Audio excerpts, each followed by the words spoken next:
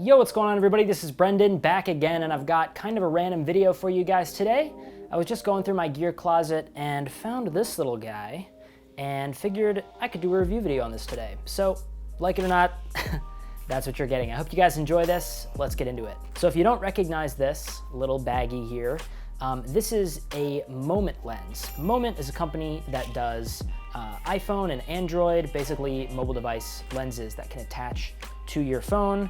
For instance, this right here, this is the Moment lens case that goes over your phone, and it has this little lip around the lenses here that allows you to attach the lens to that. You'd need this in order to make the lens work, but we'll get into that in a little bit. For now, let's actually talk about the lens itself. I've had this for probably about 6 months now, since the winter. I decided to pick it up, and it's a fun little toy to play around and mess with. But yeah, so it comes in this little soft bag here. I don't know if it's sort of like microfiber, I would say. But so if you don't know the company Moment, they basically make the highest quality phone lenses that are on the market today. That's not really debated among the community, amongst reviewers. Everybody pretty much agrees that this is the highest quality glass that you can get for phones, and it's not super expensive. I think I got this for around $80. I think it was on sale when I got it, but I think usually they're around 100, maybe 100 plus, but they're not too expensive. So they have a lot of different lens options. They have a wide lens option, a telephoto lens option, and also an anamorphic lens option, and that's what this is. So first, we'll talk just a little bit about what makes a lens anamorphic for those of you that don't know, and then we'll get into the specifics of how this lens looks, how it behaves, and all that sort of thing. So basically, what defines a lens as anamorphic is it takes the entire sensor and squeezes it into a wider field of view. So different anamorphic lenses have different squeeze ratios, but depending on what the squeeze ratio is, it can increase the field of view of whatever focal length lens you have.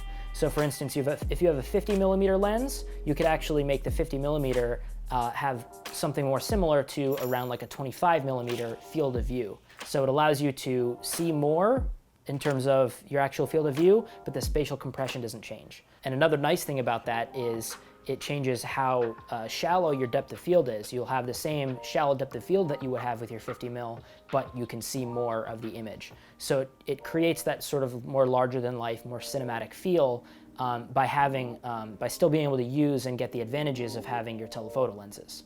So what I mean when I say spatial compression is you can basically think about it like this. You can get closer to your subject while still being able to see a lot of the background. But the background is still just as blurry, just as out of focus as it would be with your more telephoto lens. So you can still have that separation of foreground and background, that contrast between the two, to allow you to have a more intimate experience, especially if you're shooting a medium shot or a close-up shot of your character, if you're shooting, say, a narrative film. So it allows you to have that more intimate experience without having to have that tight field of view. So from a creative standpoint, that's really the benefit. If that sounds like that would be a useful trait to you to have with your lenses, then that's a really big key aspect of the whole thing. There are two big side effects. One is you tend to get a lot of flaring, especially, and not with all anamorphic lenses, but with many, you get big horizontal flaring across your frame. And this lens has that. So it gets you these beautiful blue streaks across the frame. And the other big side effect of anamorphic lenses is ovular bokeh.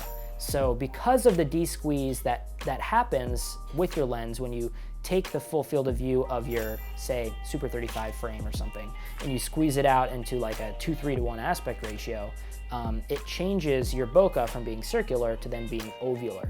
So it's a neat type of look with a bokeh that's very intrinsic of anamorphic lenses and that sort of like old school style cinema. So unfortunately, you don't really get that ovular bokeh aspect of the look with this Moment lens, simply because we're dealing with such tiny sensor sizes, such tiny little image chips in these phones that no matter what you do, you can't really get that kind of shallow depth of field. So if you're looking for that kind of ovular bokeh with your mobile phone cinematography, unfortunately, it's not really something that's possible just because of the way the physics of the optics work. The sensor's too small. You need a larger sensor to get shallow depth of field.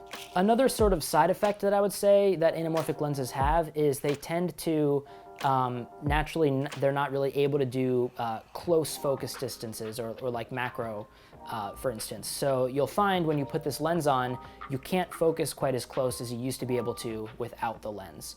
In Hollywood, when we're using real legit anamorphic lenses, you have to put on what's called a diopter, which allows you to get a closer focus distance, but it also basically cuts your infinite focus distance, so you can't focus far away with the diopter on. So it's sort of a trade-off. You have to do one or the other.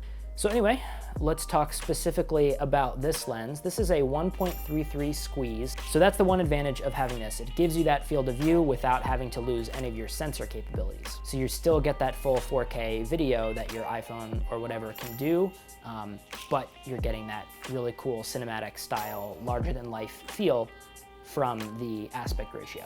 So coming back to the blue streak that you do get, the flaring that you do get with this lens, it is pretty subtle, which is nice. I prefer more of a subtle streak than just a crazy streak that's really distracting. So this has a nice, subtle, tasteful, small blue streak that you really only notice when you shine directly at a bright point source, basically like the sun or a lamp or something like that. And when it does flare, it seems to handle its contrast and sharpness pretty well, even when there's a lot of light like flooding the front of the lens, which is nice too.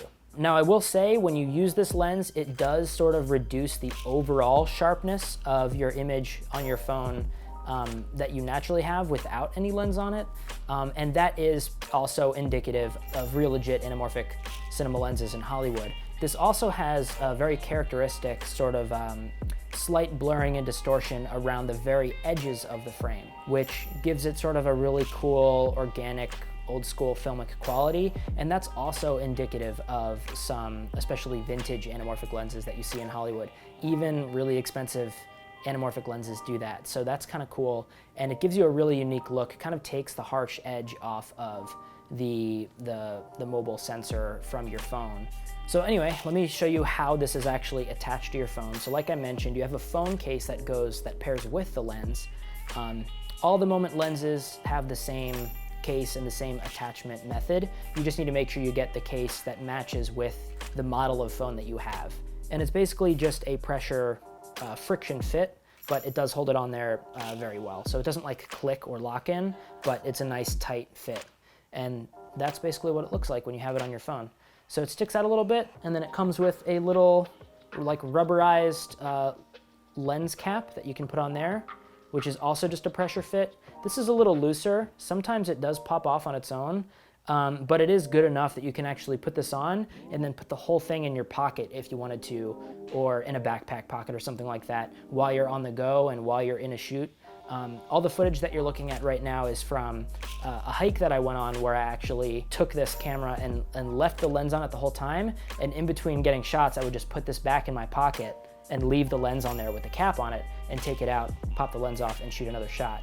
So yeah, so it's really, really cool for people who travel, people who are on the go, who vlog, and obviously, yeah, it does feel a little bit bulky in your pocket, but it's totally doable, and I think that's pretty cool, so that's a plus. It also comes with its own app. I'm not going to be talking about the app in this video. I really wanted to focus more on the aspects of what makes this an anamorphic lens versus all the other spherical lens options that Moment has. So ultimately, like I said, this would be really good for vloggers, really good for people who just use their phone to take video and stuff, even just as a hobby, just for fun. It's a really cool toy to play around with and something that can really make you feel a lot more creative and get much more interesting shots than you would have been able to do otherwise. So, and it could even open up some really interesting possibilities for filmmakers out there who don't have $1,000 to spend on like a Blackmagic pocket camera or something. You could spend $100 on a lens. Everybody has a phone, and you can start doing some really cool cinematography and making your own movies.